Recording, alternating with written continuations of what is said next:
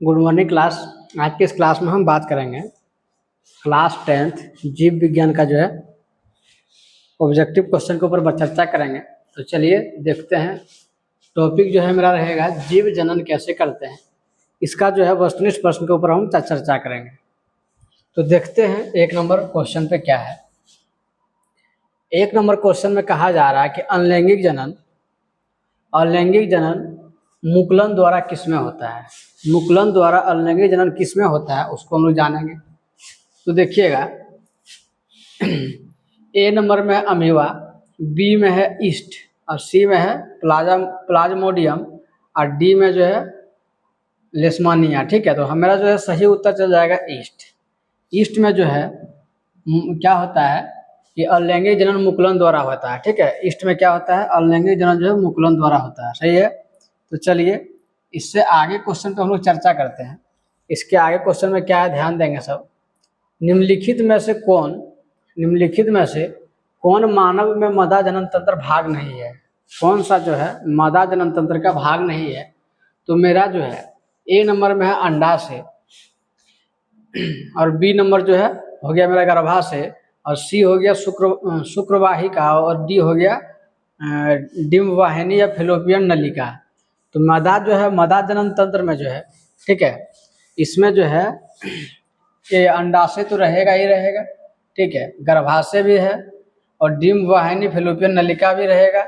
बाकी मेरा जो ऑप्शन सी है ये शुक्रवाहिका जो है मदा जनन तंत्र में जो है उपस्थित नहीं रहता है। ठीक है, मदा जनन तंत्र भाग का जो है ये नहीं है शुक्रवाहिका, नर जनन तंत्र का जो है भाग है। ठीक है, ये मदा जनन में नहीं पाया जाता है। चलिए इससे आगे क्वेश्चन पे हम लोग चर्चा करते हैं। इस क्वेश्चन में देखिएगा क्या कहा गया है। 3 नंबर में कहा गया है कि जो है पराग कोश में क्या होते हैं। तो मेरा देखिएगा ए नंबर में जो है बाह्य दल है और बी में जो है अंडाशय और सी में हो गया अंडक और जो है डी में हो गया परागकण। तो मेरा सही उत्तर चला जाएगा इसमें परागकण। क्या हो जाएगा, परागकण। सही है, इसका सही उत्तर क्या चल जाएगा, परागकण हो जाएगा। सही है। चलिए इससे आगे पे हम लोग जो है चर्चा करते हैं। इसके आगे में क्या है, इसके आगे क्वेश्चन में कहा जा रहा है कि अमीबा में किस प्रकार का अनलैंगिक जनन होता है। अमीबा में किस प्रकार का अनलैंगिक जनन होता है। देखिएगा ए नंबर में मेरा जो है द्विखंडन, ए नंबर में क्या है द्विखंडन, बी हो गया मुकुलन, सी हो गया बीजाणु जनन और डी क्या हो गया पुनरुद्भवन। ठीक है, तो इसमें जो है अमीबा में जो है अनलैंगिक जनन द्विखंडन से होता है। क्या से, द्विखंडन। तो इसका सही उत्तर मेरा चल जाएगा ऑप्शन ए जिसमें है द्विखंडन। ठीक है, बाइनरी फ्यूजन। चलिए उसके बाद हम लोग चलते हैं इससे आगे क्वेश्चन पे। इसके अगला क्वेश्चन में कहा जा रहा है परागकण का एक पुष्प से दूसरे पुष्प पर हस्तांतरित होना क्या कहलाता है। कह रहा है परागकण का एक फूल से दूसरे फूल पर जो है हस्तांतरित होना क्या कहलाएगा। तो मेरा ए में है निषेचन, बी हो गया परागकण, सी हो गया अंकुरन और डी हो गया संलयन। सही है। तो इसका जो है मेरा सही उत्तर चल जाएगा क्या, परागगण। क्या चल जाएगा, परागन। समझे, परागन जो है इसका सही उत्तर हो जाएगा कि परागकण एक पुष्प से दूसरे पुष्प में हस्तांतरित होने वाला जो है कहलाता है क्या, परागन। ठीक है, चलिए इससे अगला क्वेश्चन पे हम लोग चर्चा करते हैं। इस क्वेश्चन में कहा जा रहा है कि नर युग्मक तथा मदा युग्मक के संलयन को क्या कहते हैं। नर युग्मक और मदा युग्मक के संलयन को हम लोग क्या कहेंगे।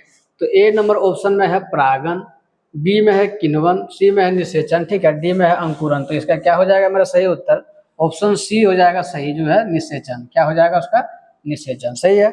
चलिए अब इसके आगे में जो हम लोग चर्चा करते हैं। इसके अगला क्वेश्चन में कहा जा रहा है कि पुष्प का कौन सा भाग फल में विकसित होता है। फूल में जो है कौन सा भाग फल में विकसित होता है। फूल में कौन सा भाग फल में विकसित होता है। तो ऑप्शन नंबर ए में जो है मेरा हो जाएगा पुंकेसर, बी है वर्तिकाग्र, सी हो गया अंडाशय, डी हो गया बीजांड। तो इसका सही उत्तर मेरा चला जाएगा अंडाशय। क्या हो जाएगा, अंडाशय। ठीक है, इसका सही उत्तर क्या हो जाएगा, अंडाशय। समझे, पुष्प का कौन सा भाग फल में विकसित होता है तो क्या हो जाएगा, अंडाशय। सही है। चलिए अब इसके आगे क्वेश्चन पे हम लोग चर्चा करते हैं। इसका अगला क्वेश्चन में क्या कहा जा रहा है, ध्यान देंगे आप लोग। इसका अगला क्वेश्चन में कहा जा रहा है कि डीएनए का मुख्य स्रोत क्या है। डीएनए का मुख्य स्रोत क्या है। तो ऑप्शन नंबर ए में देखिएगा क्या, कोशिका द्रव, बी हो गया केंद्रक और सी हो गया राइबोसोम और डी हो गया माइटोकॉन्ड्रिया। तो मेरा सही उत्तर क्या हो जाएगा? केंद्रक, न्यूक्लियस यानी आनुवांशिक पदार्थ है। क्या है? आनुवांशिक पदार्थ है। सही है। तो चलिए इसके ऊपर फिर हम लोग अगले अगले क्वेश्चन के ऊपर चर्चा करते हैं।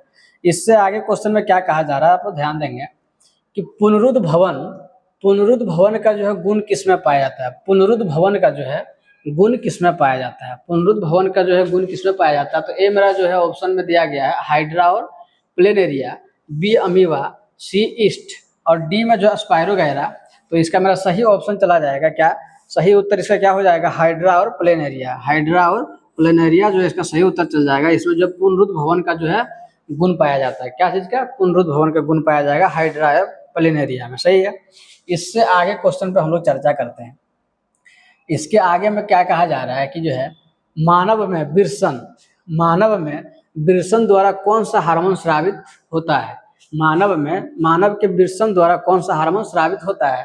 तो ऑप्शन ए में क्या कहा जा रहा है? एस्ट्रोजन और बी हो गया टेस्टोस्टेरोन और सी हो गया इंसुलिन और डी हो गया थायरोक्सिन। तो ये क्या है? अब देखिएगा ये सब हार्मोन जो है हम लोग के क्या कहते हैं मानव में विरसन में जो है कौन सा हार्मोन स्रावित होगा? तो इसका आंसर सही उत्तर हो जाएगा ऑप्शन बी। ऑप्शन बी में जो आंसर है क्या है? टेस्टोस्टेरोन। ठीक है, टेस्टोस्टेरोन जो है इसका क्या हो जाएगा? आंसर हो जाएगा। ठीक है, चलिए इसके आगे क्वेश्चन पे क्या है ध्यान देंगे। इससे अगला क्वेश्चन में कि स्पायरोगैरा में जनन सामान्यता किस विधि से होता है? स्पायरोगैरा जो है उसमें जो है स्पायरोगैरा में जो है जनन किस विधि से होता है? किस विधि से होता है? तो देखिएगा ए नंबर ऑप्शन में कहा जा रहा है विखंडन और बी है मुकुलन, सी हो गया परागन और डी हो गया बीजाणु गठन। तो इसका सही उत्तर मेरा चला जाएगा विखंडन, ऑप्शन ए। ऑप्शन ए में क्या है? विखंडन। ठीक है, विखंडन से क्या होता है? स्पायरोगैरा में जनन सामान्यता जो है विधि क्या है? विखंडन से होगा। सही है। चलिए इससे अगला क्वेश्चन पे हम लोग चर्चा करेंगे। इससे आगे क्वेश्चन में क्या कहा जा रहा है आप लोग ध्यान देंगे। लैंगिक जनन के बारे में कौन सा कथन सही है? लैंगिक जनन के बारे में कौन सा कथन सही है? लैंगिक जनन के बारे में कौन सा कथन सही है? तो ऑप्शन ए में देखिएगा इसमें केवल एक जनक की आवश्यकता होती है। ठीक है, और इसमें दो जनकों नर एवं मादा की आवश्यकता होती है। इसमें जो है विभिन्नताएं उत्पन्न नहीं होती है या क्लोन बनाता है। ठीक है, तो इसमें देखिए कहा जा रहा है कि क्लोन क्या हो गया? मतलब कि जैसे क्लोन का मतलब जैसे मान लो जैसे कोई भी पेड़ पौधा हो गया। ठीक है, उसका जैसे मान लो कि कोई टहनी से ही हम लोग या सेम उसी का जो है क्लोन बना के उसी जैसा जो दूसरा तैयार कर लेंगे। ठीक है, उसी को हम लोग क्या बोलेंगे? क्लोन। तो ये तो होगा नहीं। ठीक है, तो इसका ऑप्शन मेरा सही चल जाएगा इनमें से दो जनकों। लैंगिक जनन में क्या हो जाएगा? लैंगिक जनन में जो है एक नर एक मादा दो होना आवश्यक है। इसमें दो जनकों नर व मादा की आवश्यकता होती है। तो इसका ऑप्शन चल जाएगा बी। सही आंसर इसका क्या हो जाएगा? बी। सही है। चलिए अब इससे आगे वाला क्वेश्चन में हम लोग बात करते हैं। इसके अगला क्वेश्चन में क्या है ध्यान देंगे। इसके आगे क्वेश्चन में कहा जाए गर्भ निरोधक की शल्य क्रिया सर्जिकल विधि में पुरुष की किस नली को अवरुद्ध किया जाता है? मतलब कि गर्भ निरोधक की शल्य क्रिया में जो है ये विधि में पुरुष की किस नली को जो अवरुद्ध किया जाता है? तो देखिएगा इसका मेरा जो है ऑप्शन देखिए पहले कि ऑप्शन में क्या कहा है? डिम वाहिनी। डिम वाहिनी जो है ये जो है उसके बाद डिम वाहिनी हो गया और बी हो गया मेरा शुक्रवाहिका और सी हो गया मूत्रमार्ग और डी हो गया गिरवा। इसका सही आंसर चला जाएगा शुक्रवाहिका को जो है क्या कहलाता है? वेसेक्टमी जो है इसको गर्भ निरोधक की शल्य क्रिया को जो है विधि को पुरुष को किस नली को अवरुद्ध किया जाता है? तो क्या हो जाएगा? अवरुद्ध किया जाने वाला भाग जो है शुक्रवाहिका हो जाएगा। क्या हो जाएगा? शुक्रवाहिका। इसका सही आंसर चला जाएगा ऑप्शन बी शुक्रवाहिका। सही है। चलिए अब इसके बाद अब हम लोग चलते हैं अगला क्वेश्चन पे। इस क्वेश्चन में देखिएगा क्या कहा जा रहा है कि ऋतुस्राव यानी मेंस्ट्रुएशन की अवधि सामान्यतः कितने दिन की होती है? कितने दिनों की होती है मेंस्ट्रुएशन जो है? देखिएगा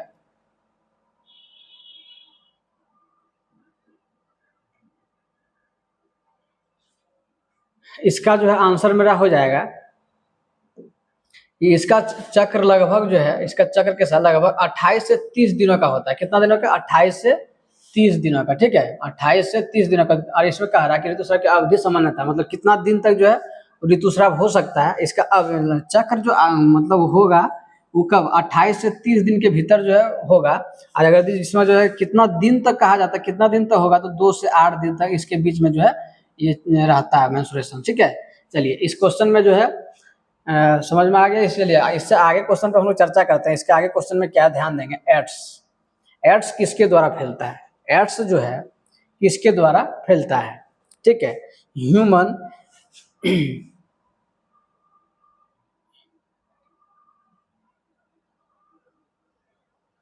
इसमें क्या क्या कहा जा रहा है कि एड्स रोग किसके द्वारा जो है फैलता है, ठीक है। देखिएगा एड्स, एड्स मेरा जो है किसके द्वारा फैलता है, तो ध्यान देंगे आप लोग।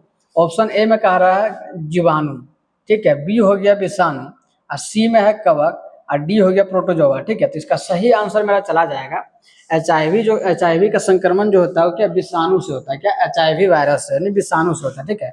इसका सही उत्तर मेरा ऑप्शन बी चला जाएगा। इसका आंसर क्या है, विषाणु, क्या है, विषाणु से क्या होता है, फैलता है, सही है। चलिए इसके आगे क्वेश्चन पे हम लोग देखते हैं क्या है सो। चलिए तो आज जो है हम लोग लगभग जो है जीव जनन कैसे करते हैं, ठीक है, इस टॉपिक पे हम लोग लगभग 15 क्वेश्चन के ऊपर हम लोग बात किए। तो उम्मीद करते हैं कि इस वीडियो में आपको समझ में आया होगा। अगर यदि अच्छा लगा होगा तो वीडियो को लाइक करें और जो है वीडियो को शेयर करें। तब तक के लिए मिलते हैं अगले टॉपिक के ऊपर, तब तक के लिए थैंक यू।